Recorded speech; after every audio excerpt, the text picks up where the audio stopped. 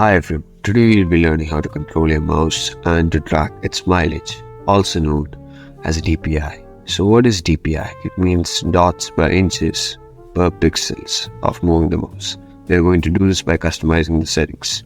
Let's get started. Firstly, go to settings and go to mouse settings.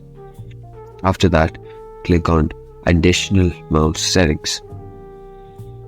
Then go to pointer options and disable the option enhance pointer precision and hide pointer while typing. After disabling these settings, click on apply and click on OK.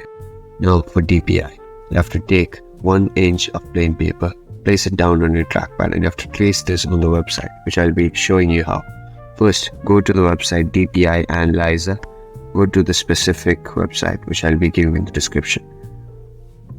Put in these values for target distance 1 and for units inches.